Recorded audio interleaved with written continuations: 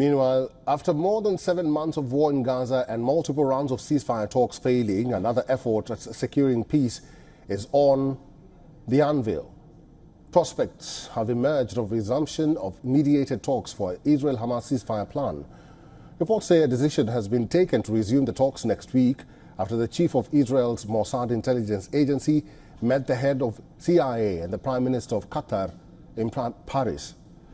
The report says in the coming week the negotiations will open based on new proposals led by the mediators Egypt and Qatar, with active U.S. involvement.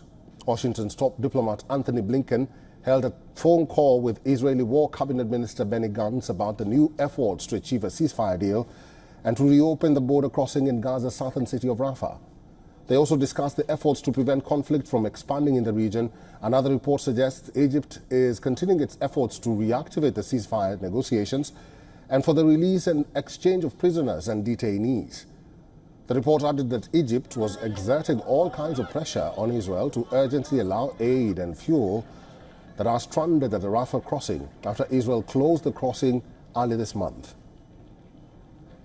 France's president, Qatar's prime minister, and the foreign ministers of Saudi Arabia, Egypt and Jordan held talks on the Gaza war and the ways to set up a Palestinian state alongside Israel.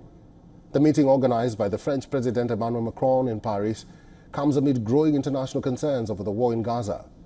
Following the United Nations top court issuing a strong ruling on Israel's conduct of its war in Gaza, where they say Israel should immediately halt its military operation in the southern Gaza city of Rafah.